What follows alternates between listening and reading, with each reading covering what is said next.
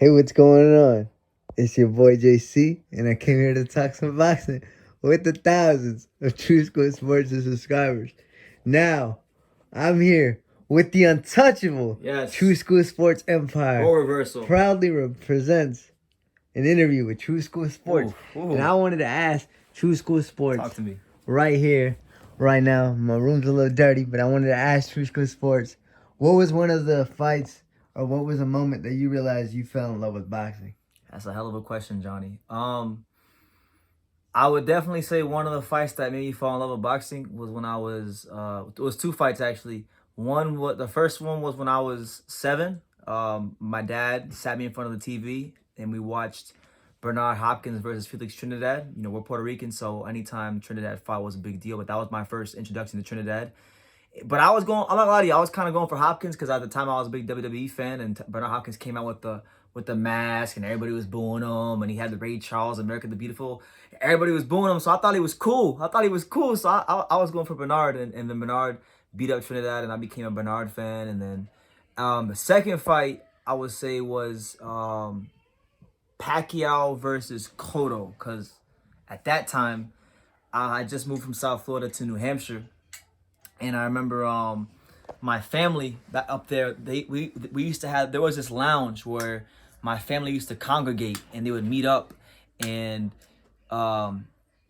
we had gone there for a couple fights. Like I watched Claudia versus Cotto there, but like my family, like, you know, they were very like dogmatic. Like, you know, you gotta root for Cotto because he's a Puerto Rican. And I don't like when people tell me why I need to root for someone. If they're fucking good, I'm gonna like them and I'm gonna root for them because they're good. So I went for Pacquiao, and Pacquiao beat the shit out of Cotto, and I thought it was cool. But yeah, Okay, those two okay. fights.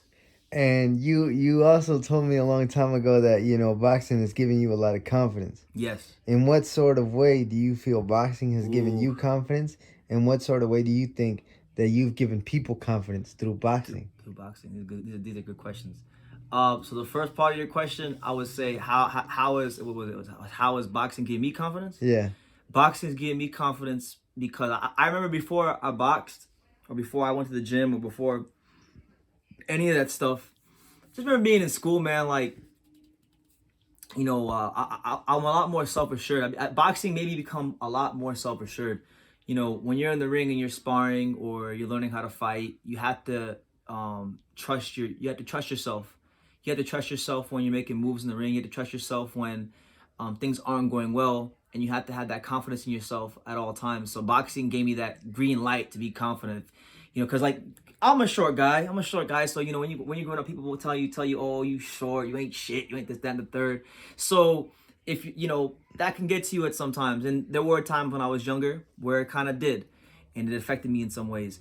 But like boxing, man, boxing made me feel like Superman. And as I've been in the boxing ring, sparring here and there, as I've learned about the fight game, as I've made a little name for myself here on YouTube, boxing's given me a lot of confidence and maybe more self-assured. And as far as how has it helped me give other people confidence, it's helped me give other people confidence because I tell my story and I'm very transparent. I tell everybody that, hey, you know, I'm a confident guy now, but I wasn't always this guy.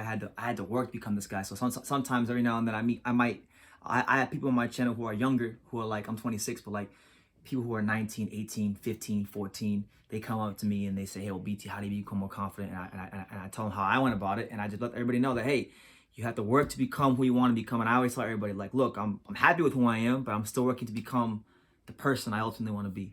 And you also told me one time that, you motivated certain channels to become, start YouTube channels. Yeah. Now that you have 38,000 subscribers, or almost 38,000 or something like that, what would you give the advice to those individuals, and what would you tell those individuals that are watching your channel wanting to be the next, per se, Brendan Taylor? Oh man, well listen, I would say don't try to be the next Brendan Taylor. Be the first, whoever you are, and that will resonate with people. You know, if you're yourself and you just unapologetically yourself, that will resonate with people. People could have a sixth sense. They can tell if you're fake, if you're faking the funk or being like somebody else. Johnny will tell you, because he's been watching my channel for a long time. I used to kind of try to talk like Jim Lampley and the guys on HBO. If you go back and you watch my old videos, and then eventually I had to find my voice, and I did, and people, it's resonated with people, you know. So be yourself, and I would also say try to work on, don't worry about views and subscribers as much. Work on ways you can connect with your audience, because once you connect with your audience, one will become two, two will become six, and before you know it, your channel will start growing. And boxing has also, I would say, boxing has given you a lot of friends and great moments. Yes, sir. What are some of the great moments that you've had with certain friends, or moments that you've had doing your channel and traveling and just doing many things? Because I'm sure that plenty subscribers were just subscribers, and then they became friends. Man, well, I mean, you're doing the interview. I mean, you were one of them at one point, so I would say definitely any memories I have with you, these last couple times I come to Vegas, and the FaceTime calls we do a lot have helped me. I mean, funny enough, right? I'm gonna answer your question, but I want to tell people this. Last year, right? It was like sometime during the middle of last year. I remember I called Johnny one day. I was down about life. I was down about some circumstances, you know.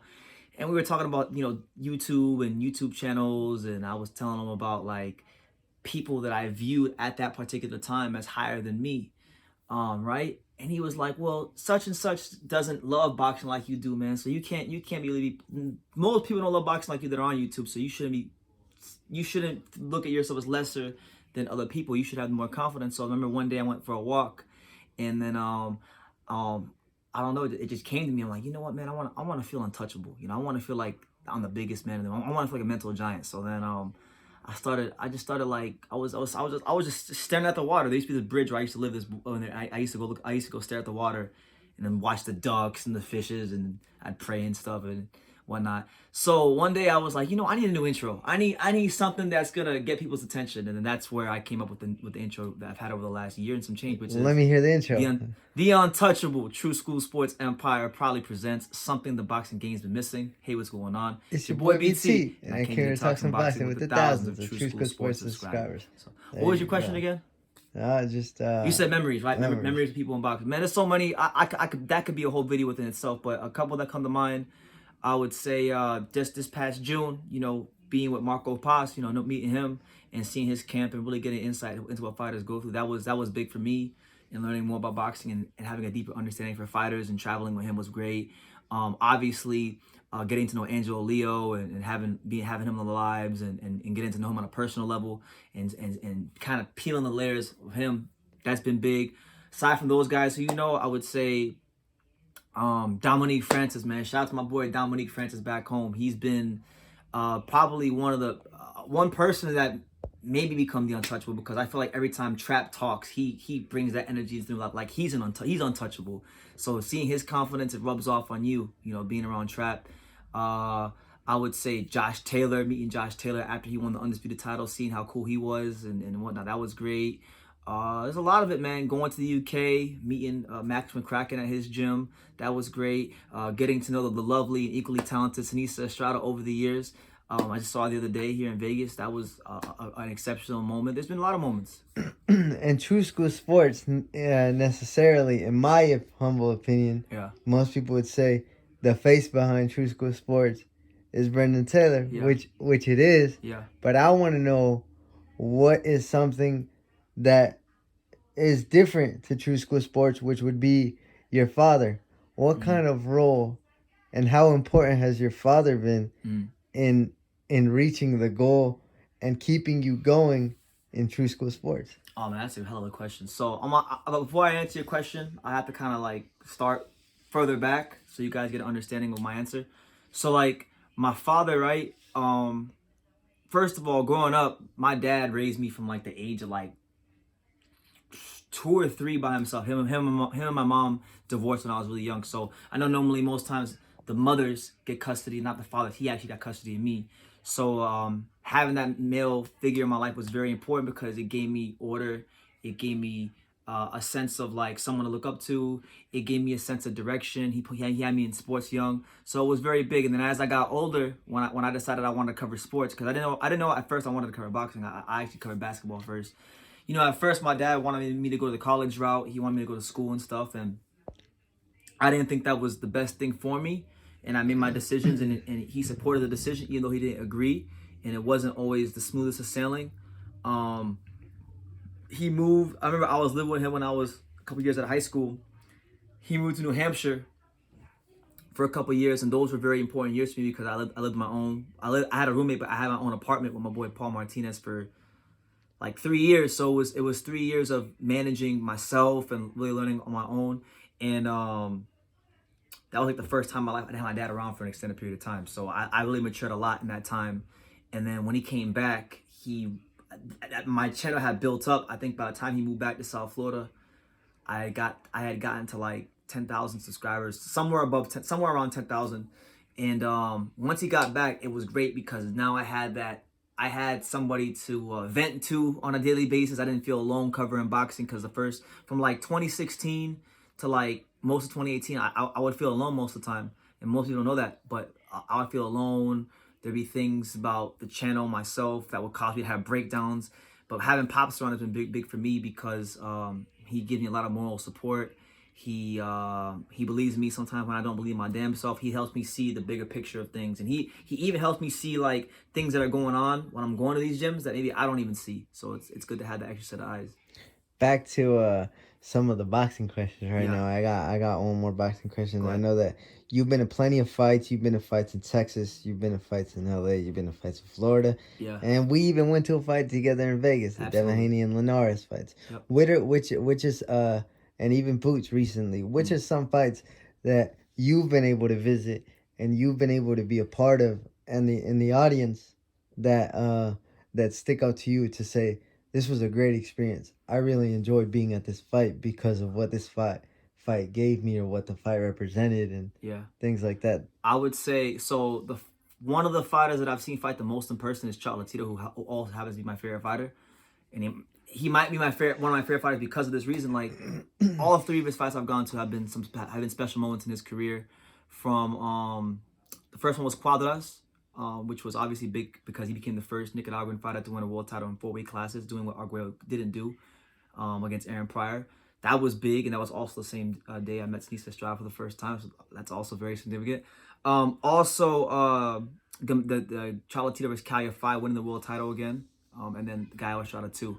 Those are all great fights. They were all great to be at. They were all had great atmospheres. Aside from Chocolatito, I would say definitely, you're gonna laugh when I say this, but one of the fights that I enjoyed the most being in the crowd is a fight that I don't even remember who the opponent was.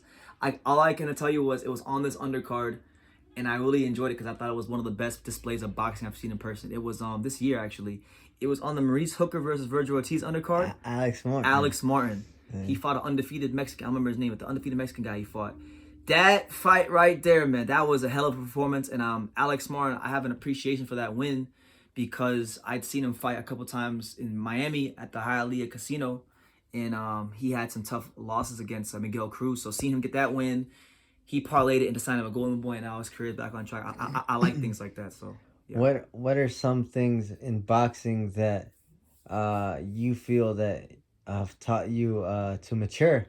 To mature in boxing, yeah.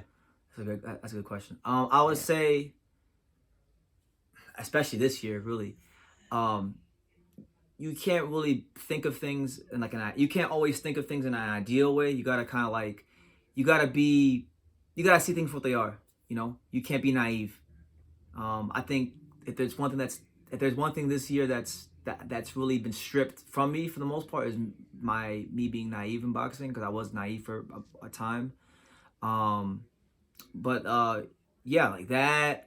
I would say discipline, like being a professional. Like, you may not feel like you want to do something on a particular day, but even if you don't want to do it, you still gotta attack it with the same passion and the same intensity you would if you did feel like doing it. So being a professional. And I know how you just mentioned being a professional. I know someone else that played a role on True School Sports was your good friend Felipe. Yeah. And he's a very good professional from what you say. What's something that you think that he's taught you about being a professional and things in True School Sports, and how do you think he's helped you in True School Sports? That's a hell of a question. Well, first let me say shout out to the real Jefe Felipe, my man out there in Texas. By the way, for those of you who don't know Felipe, he's a very successful businessman. He's got a couple businesses. He's got like a I don't want to divulge, but like he's got a successful car detailing shop, Hark Detailing and Recon, 242 South Baghdad Road, Granbury, Texas. Go check him out. He's opening up a boxing gym soon. He has a roofing company, Trust Roofing. So I like Felipe because one thing he's shown me is that you have to make all your days count, all of them. Like, you can't leave no stones unturned. You only get so much time to live in life, and you only get so much time to create. And if God gives you a mind and he gives you an idea, you can't sit there and let it go to waste. You got to do what you can in your power to execute that idea. So like, I remember one time Felipe told me about his ambition to want to start a roofing company, and literally like a week later he started a roofing company, or 2 weeks later he started a roofing company. He mentioned a boxing gym the first time he emailed me like a year and a half ago. Now he's got his own boxing gym. Obviously he needed the resources to do these things, but he wouldn't have the resources to do these things if he didn't take action. So just I've learned to take action every day, and learning that within every single day, whether you can see it or not, there's an opportunity every single day to improve yourself, improve your life, and get to where you want to go. So just seeing his persistence on a day-to-day basis, seeing his discipline, seeing how he does so many things that, go unnoticed, that he doesn't get credit for, seeing like how people don't even appreciate some of the small things he does, and he's still such a giver. Like, I learned a lot about being a leader from him. I learned a lot about being a man from him. And I learned a lot about what it truly means to be successful from him. Persistence breaks resistance, yes, as sir. One of our good friends would say. Yeah. And another one that I would want to mention for True School Sports is someone that isn't really, I would say, as involved in True School Sports from what I know, but I know also has a good impact on you, and I would also like to meet him. Charlie. Because I know you have big views in faith. Charlie. And before you mention Charlie, I want to get people to know which one's BT's Bible verse that would stick out from Charlie. From Charlie? Yeah. I don't remember the scripture off top, but where it says proclaim your liberty, in Christ, proclaim your liberty, have freedom in the spirit, if you call yourself a follower of Christ, you shouldn't really feel like you're in any sort of bondage. You should proclaim your freedom because he gave you that freedom. We shouldn't be scared as Christians to proclaim the power that Jesus Christ gave us. We should walk comfortably in that and walk around with no fear. And anybody who talks to me, Johnny's only for a little bit of time. I don't think I walk around with any fear. I think pretty much what you see is what you get with me. I don't wear a mask. I'm myself.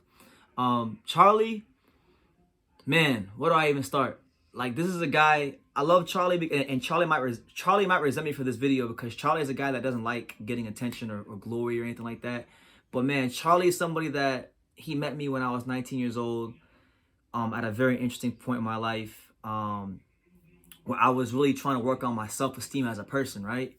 And he's one of those people that he kind of just put his arm around me and he just poured into me. Like, he even got me to see things about myself that nobody else really brought to my attention, and I made changes in my life to get these things right.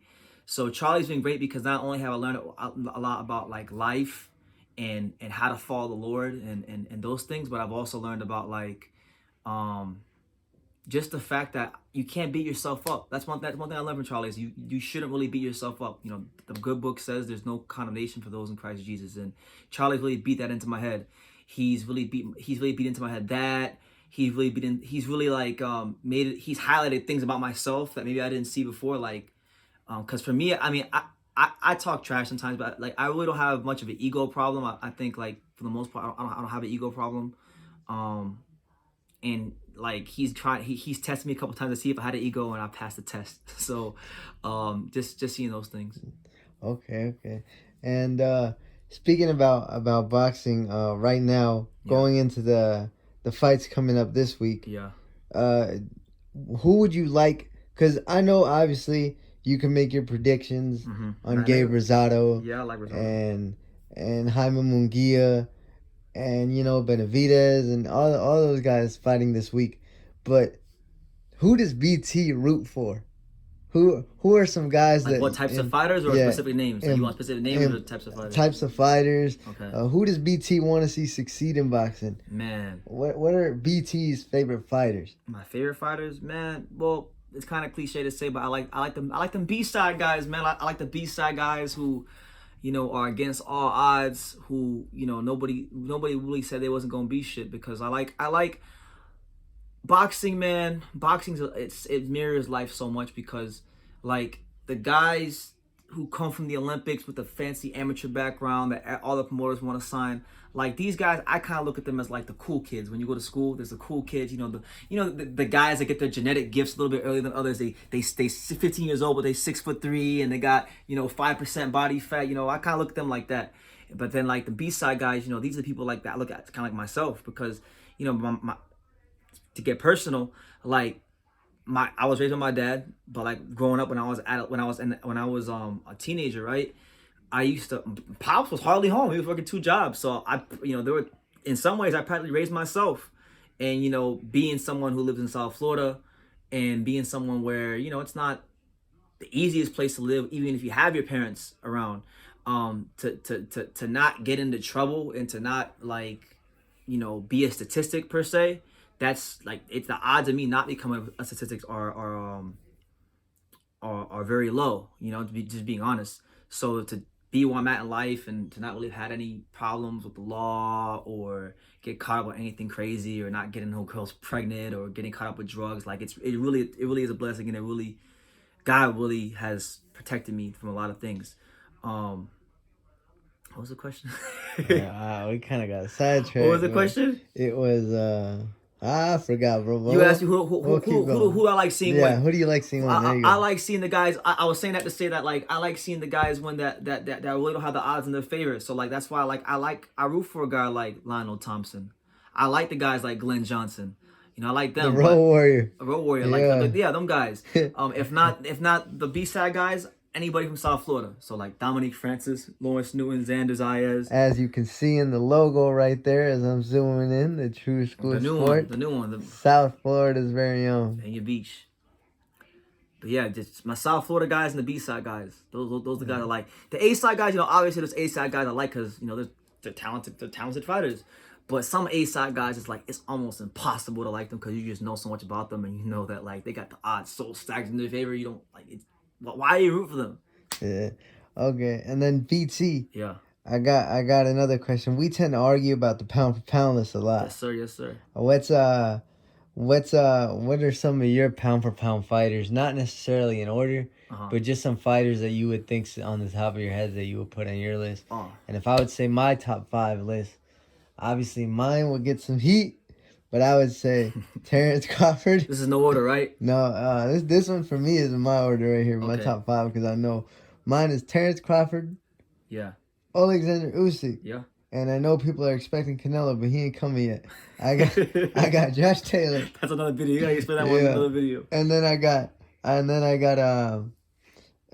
Teofimo Lopez, and then I got Canelo Alvarez. So I got Canelo Alvarez. So I'm not gonna do it in order, because people are gonna argue with that. But I would say some guys that come to mind when I think about pound for pound are Josh Taylor, Usyk, Kazuto Ioka, the Monster, Crawford. I mean, Canelo will be somewhere on there. A lot of guys, man. A lot of talented fighters in boxing. Gaio, we can't forget about Gaio. He gets overlooked a lot, but Gaio is Gaio Estrada. Would you say boxing has changed your life in an aspect of also as growing up, but learning about the sport? Because learning about the sport is something that's overlooked. A lot of people, when they get into boxing, the thing that they mostly enjoy, at least from my end, is getting to know like about certain fighters, and then watching boxing on a consistent weekly basis. I like that kind. I like that part. I feel like that part is overlooked. When you getting involved, with you being a hardcore boxer, a boxing fan per se, what do you think is something that you enjoy learning from boxing? Like going back in the history, what's some facts that stick out to you? Going back history, what's some facts that stick out to me? Yeah. About my channel or just boxing? Boxing, your channel, whatever you want. I would say one thing that I really enjoy about boxing is I like seeing the fighters develop. Like, I'm really big on fighter development. That's why we have the Prospect Review series, which people like. That, as far as running the channel, You know, one thing that gets overlooked about boxing when people decide that they want to jump into cover boxing, they don't consider like how deep and how dark the boxing industry could be. I'm not gonna get too deep into that, but I'm just saying like sometimes people jump in with a preconceived notion about what covering boxing is. Then they start doing it and they find out it's something different, and their passion for the game wavers, right? Their passion for what they set out to do wavers. And for me, that I had that problem too at different periods of time, as you guys may have seen in the past. You know, I damn near left the sport, but you know, I feel like I truthfully feel, Johnny, like God. I don't know why, but I don't know why, but I feel like God, for whatever reason, like he's got me here for a reason. I feel like he's got me here to obviously cover the sport because I'm good at it, and he gave me that talent. But he also has me here to reach people for him, and he also has me here to you know, occupy space people's lives, and just be a light in this world, you know. And that's what I hope we're doing a good job at. And there wouldn't be the thousands of True School Sports and subscribers. Yeah. If it wasn't for the thousands of True School Sports and subscribers. That's a fact. What's something that you would like to give an appreciation, or any subscribers that stick out to you that you would like to say they played a role in you too, to keep pushing? Because it's thousands and thousands. So many, man. Even the hate comments. Even the hate, especially the hate comments, because sometimes, believe it or not, the haters are what keep me sharp. People who hate or say bad things about me, and I get into arguments with them, like force me to go back and look at things more deeper. So I appreciate people that don't like me as well. But a couple of subscribers, I mean, if I don't name you, please don't like get offended, because Johnny's put me on the spot. So I'm just naming people that come off the top. 2 subscribers in particular that I talk to every day, and you got a chance to know a little bit as well, Johnny, is Jairo Galvez and Shakur Marriott. You know, Jairo out there in Cali, Shakur out there in the UK. 2 amazing people, man. 2 people that I don't just enjoy talking to about boxing, but I enjoy talking to them about life. Those guys have been great. Felipe, as you mentioned, Felipe's cousin Pete, PM, he's been great. My boy Usam out there in Montreal, love that guy. He's great boxing mind. Who else, man? There's just so many. There's so many. Brennan Smith, shout out to him. He comes to lives faithfully. I appreciate Brennan greatly. There's a lot, man. I don't know if I can name them all. It's just so many. Thousands and thousands. So thousands and thousands, man. So listen, listen. I'll say this: if you're subscribed to my channel, man, I really do appreciate it, because even though I may not know all you guys personally. I know I don't get to everybody's comments, but I do read them, and I do appreciate them, because like there's a million things you could be doing your day. You could be with your family, you could be with your girlfriend, you could watch the other 500 boxing channels, but for whatever the case may be, for whatever reason, you decided out of all the boxing channels on YouTube, you decided that there's some value in True School Sports that makes you want to keep coming back, and for that, I can't say enough thank you. And we definitely got to see that when you wanted to leave boxing. Yeah, and man, then that we was got crazy. to see those crazy messages. You had a nervous breakdown. Felipe had a nervous breakdown. Yes. A couple people had a nervous breakdown at that time. Even my cousin that doesn't really say much. I'm gonna say this. I don't know if I'm allowed to say this. So am I allowed to say this? The thing with Waro with the videos and whatnot. No. Okay, never mind. No. But I'm gonna say, I'm not gonna say what that is, but I'm gonna say this. I've come to learn about how my videos have impacted certain people. Like there's people I know that are going through some tough times, and I'm just thinking, like, for me on my side of the camera, because that's what this interview is about. Johnny's interviewing me, and I'm giving you guys, you know, a little bit of myself so you guys can understand me more. I'm building that relationship with my audience. Like a lot of times I'm here, right, and I'm just going through my day. Like I'll give you guys a overview of what my days normally look like. So normally I wake up, right, and I'll brush my teeth, eat my breakfast, whatever, pray, and then normally I jump right into boxing. I'll check the news. If I got any videos to edit, I go edit them.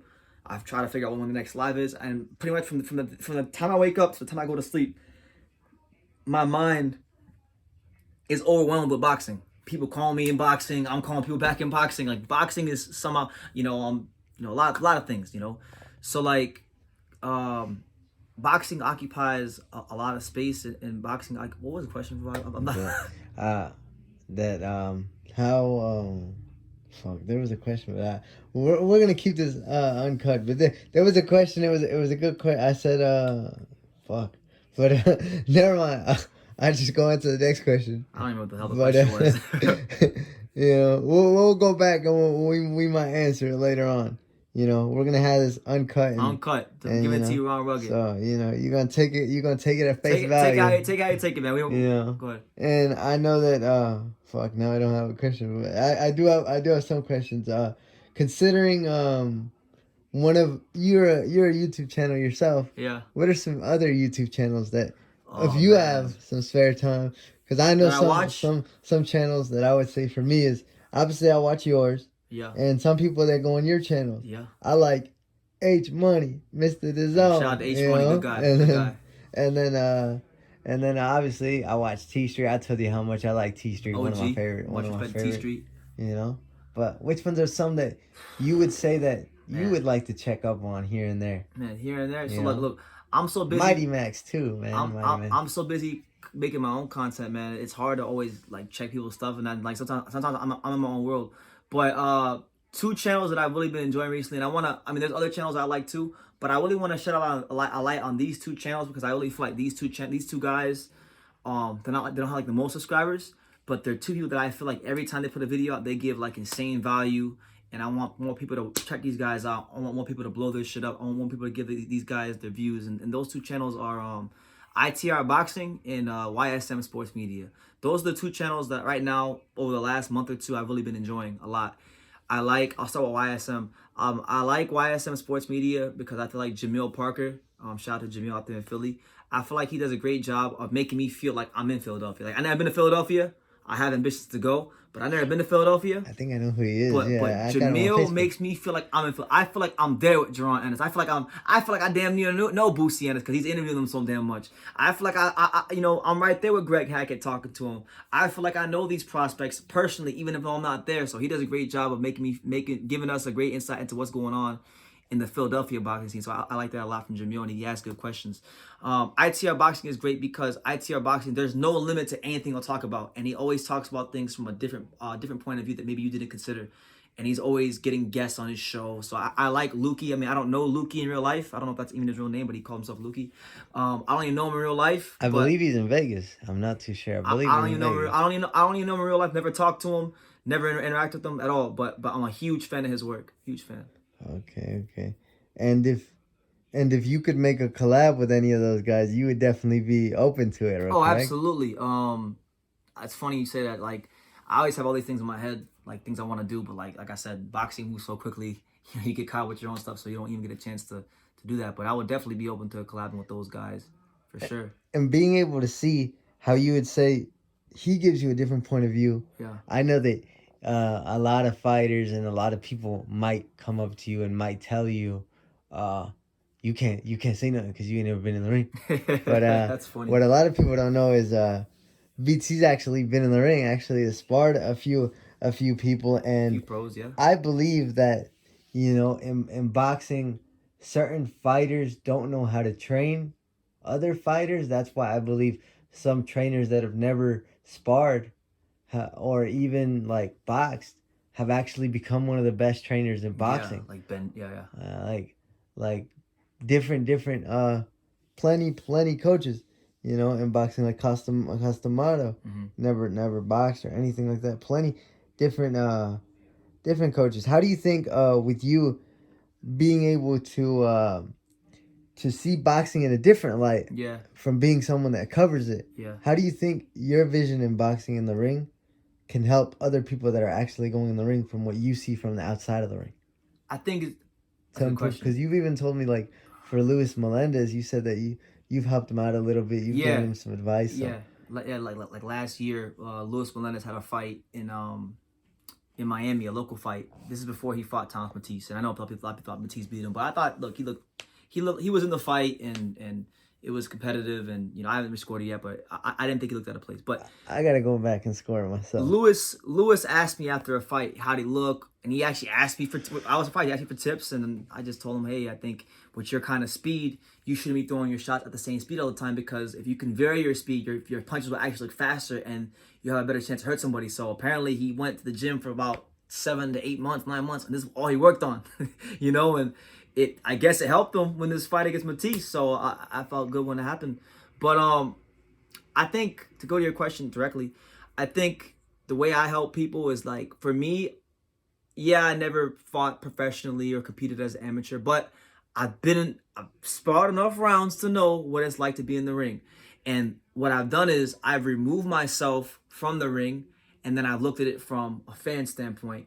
Then I've talked to managers and trainers. I can look at it from the manager standpoint. I can look at it from the trainer standpoint. So I actually believe that I'm one of the very few people in boxing, whether it's, you know, in the business side or the media, I can actually look at things with no feelings from different perspectives in boxing. And because I can do that, when a trainer asks me about a fighter or whatever, if they ask me for an opinion on a fight and to break it down or whatever the case may be, I can give them a perspective that they're not going to get from most people, because most people can't do that. Most trainers can only talk from the trainer's standpoint. Most fighters can only talk from the fighter's standpoint. I can talk from multiple standpoints because I've taken the time to understand every standpoint, and I've actually immersed myself in the gym as a fighter training. I've immersed myself as kind of like, I'm not a manager, but you know, I've been around a lot of managers, and I've really soaked in a lot of information from them. Same thing goes for fighters, young and old. So because of that, I think my perspective is different. Nice. And then considering that, back to it, we're all boxing fans through and through. What are some boxing fights that Brendan Taylor is looking forward to in 2020? Well, 2021 is almost over. 2022. 2022, yeah. Some fights that BT is pretty sure are gonna happen next year. And sure. he's looking forward to covering. What's actually one of the best fights that you've actually went live for, that you've enjoyed going live for as well? Fight reactions? Yeah.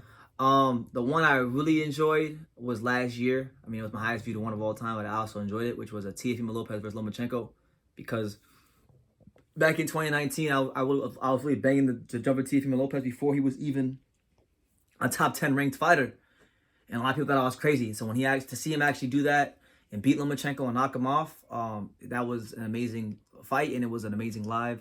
But aside from that fight, I had a lot of fun doing. See, there's so many of them. Which one was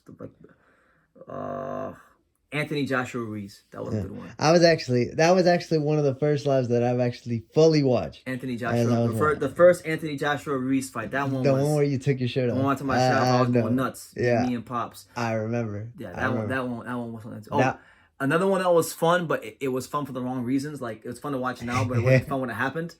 Was John Ryder versus Callum Smith, because it was one of those fights. I watched, like, it was one of those fights where going in, like, we watched it, yeah, it was cool. We didn't have no feelings about the fight going into it, right? But then when John Ryder got robbed, and this kind of goes back to what we were saying earlier, that conversation we had earlier, how, like, robberies and corruptions, they sell fights sometimes. Yeah. Like, that fight made me dislike Callum Smith, and Pops was angry. Like, Pops was so sure. If you go back and watch that live, Pops was so sure that John Ryder was getting a decision. I like, Pops, it's not gonna happen. And then if you go back and watch the decision, I got up before they even announced it, and then I told my dad, I told you. So that was a good one. Spider versus Smith. Nice. I mean, and you going through so many prospect reviews. Yeah. I know that one person you're very high on is Jaron Anders. Love Jaron Anders. You think Jaron Anders is the truth, and you think Jaron Anders is going to be the best at 147, the best at 54, the best at 60, and the best at 68. And maybe even 75 in Bridgerweight. So, what are some things that you see special in Jaron Anders that you think that would separate him from different fighters that you like? As I know you like, I believe Jaron Anders right now in this moment is probably your favorite fighter. He's one of my favorite. He's up there with Josh Taylor and Chocolatito and them guys. There you go.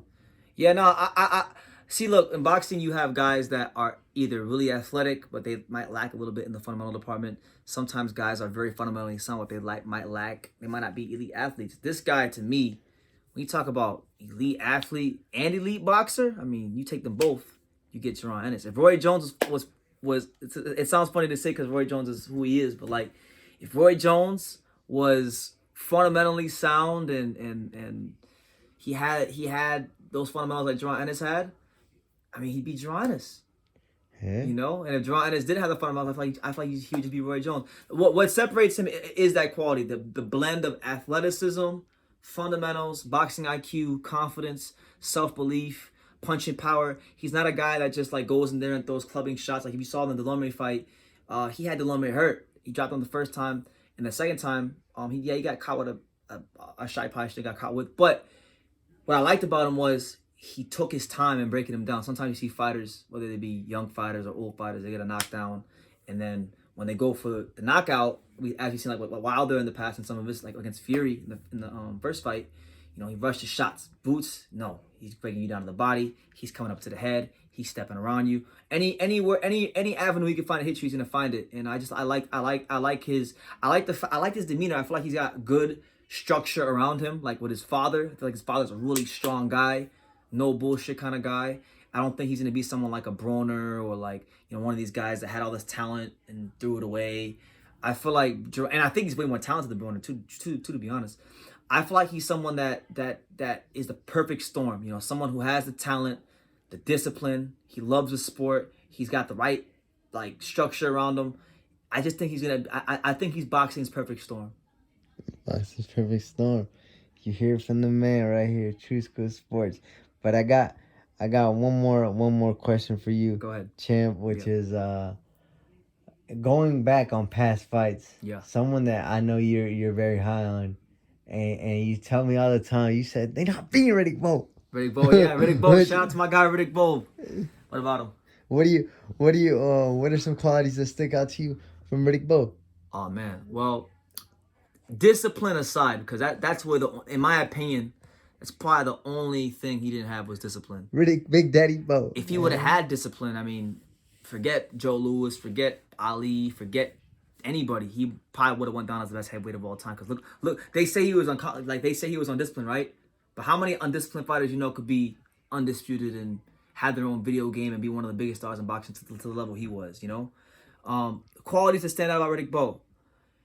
So one thing people don't know about Riddick Bowe is that Riddick Bowe had a growth spurt later on in his life to become a heavyweight. If you look at most of the times he won the Golden Gloves, he didn't win most of his Golden Gloves in New York at heavyweight. He won them at like light heavyweight in lower weight classes. So when he actually got that growth spurt, those little man skills that he had at 75 or 78 in the amateurs, he took them up with him to heavyweight. That's why if you watch him fight, he was probably of the last 30 years. I mean, you guys can let me know in the comments. In the last 30 years or so, I can't really name any heavyweights, and if there is, it's not many that were better inside fighters and more comfortable than Riddick Bowe on the inside. So I think he was a masterful inside fighter. I think, you know, he had probably one of the top 5 to 10 best jabs in heavyweight history. Had an A-level jab, A-level right hand, great speed. He was an elite counter puncher, elite combination puncher, durable chin, had balls, wasn't afraid to get into a fight. I mean, when you go into a lab, like if you went into a lab and you created a heavyweight, and you gave him, and you were working on the attributes of the heavyweight, Riddick Bowe would damn near be the heavyweight you come out with. I mean, obviously he had a discipline, and that's why he didn't have the longevity. We get that, but aside from that, as far as talent, skills, ability, what God gave him and what he got from training in the gym, there's nothing he didn't have. And don't take my word for it. Take the great Eddie Futch's word for it. The same Eddie Futch who trained, was it Ken Norton and Larry Holmes? I believe he trained Joe Frazier. Some of the greatest fighters in history. He said Riddick Bowe was the most talented heavyweight he ever trained. So that tells you everything right there. And I know True School Sports is not a channel that sometimes True School Sports speaks his mind. Yeah, absolutely. I want to hear some controversial opinions that True School Sports does have about boxing. Some controversial opinions about that True School Sports has about boxing that a lot of people may not know. That they don't know, so I can't get into none of the Canelo stuff because everybody knows that stuff. I beat it like a dead horse. Yeah. Controversial boxing opinions. Some fighters you don't think are as that good, or some fighters that you think are mistreated or not appreciated as much by the fans and their abilities. Well, I'll tell you this: fighters that aren't appreciated by fans, as far as those guys are concerned, one guy that comes to mind when you talk about that is Victor Postal. I love Victor Postal. I think Victor Postal's a world-class 140-pounder. I feel like, yeah, he lost to Crawford, but since the Crawford fight, you know, I thought he beat Ramirez, and I thought the Ramirez fight was pretty close. And he's proven himself at that level. So I think Victor Postal's underrated. But I'm trying to think of other guys that like aren't as big names as Victor Postal. I would like to see Victor Postal. Oh, you know what? I got the perfect person. I got one guy who I think is very underrated. I think he's very talented. I can't talk about if he's mistreated because I don't really know his situation like that. like in depth enough to talk about it. But he's from my area, Lawrence Newton, man. Lawrence Newton. Oh, you tell me a lot about Lawrence Newton. Newton to me. Lawrence Newton to Newton, me. When we talk, listen, we talk a lot about a lot of fighters in South Florida, man. But to me, you know, Lawrence Newton to me might be the most talented of them all. I mean, and that includes Dominique Francis, that includes Marcel Barletier, that includes Tiafimo, that includes Xander Zayas, that includes everybody. I feel like Lawrence Newton got the most ability out of everybody. It's just that he doesn't have the money behind him. You know, boxing's about capital and who you have behind you. I don't think he doesn't have that money behind him yet. He hasn't been able to stay busy. I believe he gets announced his next fight. He's fighting January the 8th in Delray Beach on the next Black Sheep Promotions card. So I'll be at that to support him. But man, the kid is like a mini Terrence Crawford. Like a mini Terrence Crawford. Just knows how to break fighters down. Great boxing ability. Insanely smart. And just someone that I really feel like the boxing game is missing out on. I really feel like boxing game is missing out on a lot when it comes to Lawrence Newton. I'm trying to think of guys locally that I think are underrated. He's the guy that I really feel like is the most underrated because he might be the best, but he's also the most underrated. And the reason I have to call him the most underrated is because I know who he is, but the viewing public who's watched this may not know him, and the boxing public in general doesn't know him. So I'm going him. Well, they're gonna know him now after watching this. You know, if they've made it this far, this is a pretty long one. But another thing that how do you feel, because you make plenty of videos, and I'm sure at times you might slack off. Is there moments in time when you look back and say, have you given True School Sports 100%? Or do you feel, or do you, almost 7 years covering boxing? Or do you feel you've cheated yourself in some sort of way? That's a hell of a question. So I feel like in the past, I have cheated myself. Like, you know what? Cause look, I consider everybody here family. I'm an open book. I'm an open book, right? I'm an open book. So like, I don't hide nothing. Like, what you see, what you get. 2018, man. Like from 2018 to like the majority of 2020, I would say. There were lapses, there was inconsistencies. A lot of that had to do with just things going on personally. You know, for those who really been watching me, I had a girlfriend and I never been in love before. I fell in love, broke my heart, whatever. Went off, did her own thing. Cool. It affected me for a long time, and you know, it caused me to be depressed some days. Sometimes I just didn't want to be around boxing. Sometimes I was just, you know, just not something I wanted to do on some days. So you know, that really affected me. But then I realized that, you know what, BT, nobody fucking cares. So guess what, BT, you gotta be professional. Whether things are going good in your life, whether things are going bad, you gotta come out here and perform. And I think this year with what's happened with me leaving YouTube, with Pops having his health scare back in July, that's put a lot of things into perspective. And you know, that's given me, like, what happened with Serena, God bless Serena wherever she's at, what happened with Serena and what happened to Pops this year. You know, all that's just made me a stronger person. It's made me see things better, and I feel like it's preparing me for the next phase in life, which I've talked to you about, but I'm not going to talk about that too much here. My next phase in life, which I'm excited about, and I feel like God's preparing me for. So yeah, to answer your question, no, I haven't, but I feel like God blessed me with a lot of ability. So even when I haven't, I've still been able to be successful when I haven't. But now I'm bringing that same ability that I had, and been getting even better, and I'm a disciplined professional now. Are you gonna I'm gonna put you on the spot here. Are you gonna promise your True School Sports and subscribers you're gonna give it 100%? Well, I've been doing that. There you go. I've been doing that the whole year. I've really been taking a look at what kind of content resonates with people, and trying to put more of that out. Considering my audience a lot more, building my relationship with my audience more. Because at the end of the day, like, look, I'm fucking nobody without you guys, truthfully. And even with you guys, like, I'm still a regular human being, but like, without you, this platform doesn't mean anything.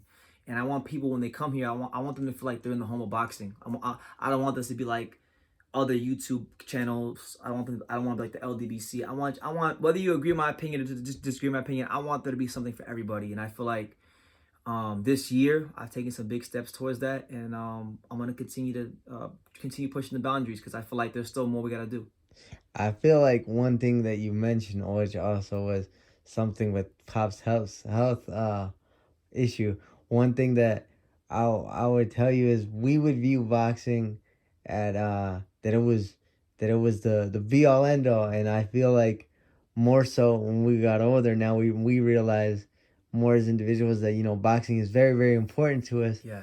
But when you said, you even told me, if I'm allowed to say this, Go that ahead. Go ahead. Go ahead. when Pops had his health scare, that you said boxing took a big back seat, you could say. I didn't care. And I want to remind even the thousands of True School Sports and subscribers that boxing is very important to us. But one thing that is beautiful about boxing, that it has given us friends and family, and it's Absolutely. very Yes, sir. very important Yes, to sir. us.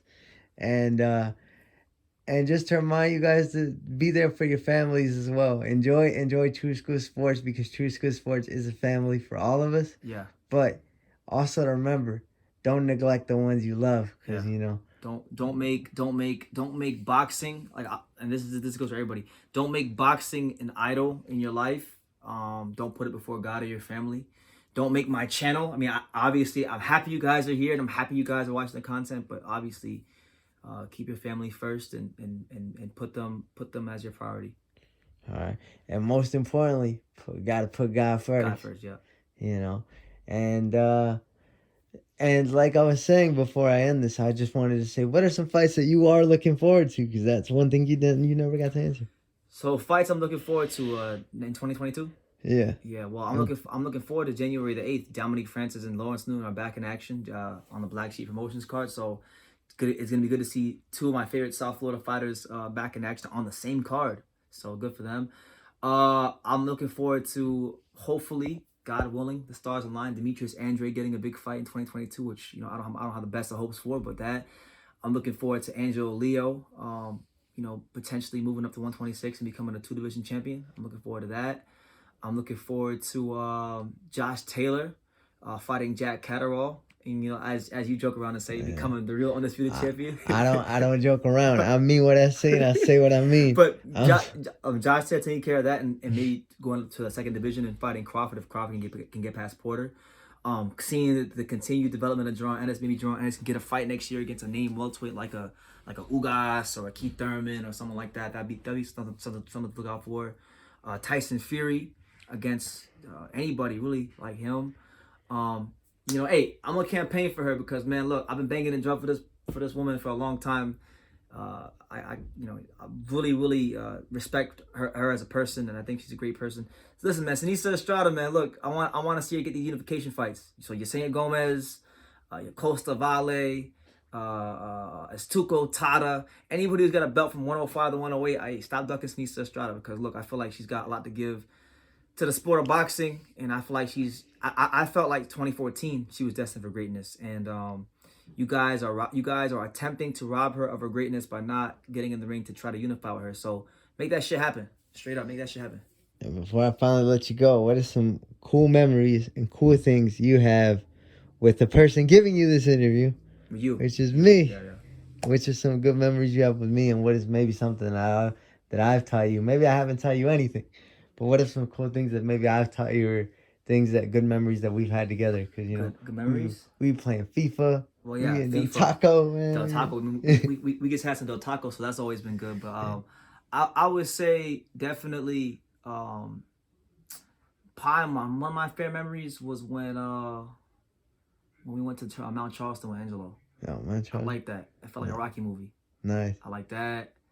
Honestly, just day-to-day life. Like when I'm back home, man, sometimes I'm not feeling good about the channel and I'm not feeling good about my future in boxing, and I'll call you, and it just puts everything back in perspective. So that's not like one particular memory, but it's like a day-to-day thing when I call you, like just the day-to-day. That's how our friendship has grown into the friendship it is now. Calls. Yeah. There you go. You know what? I'll tell you this: when Miguel took me, hey, shout out to Miguel Lee. I know he don't like getting talked about. When Miguel took me to Del Taco. I get to get Miguel Leo, one of the best trainers in the world. I can't say that enough.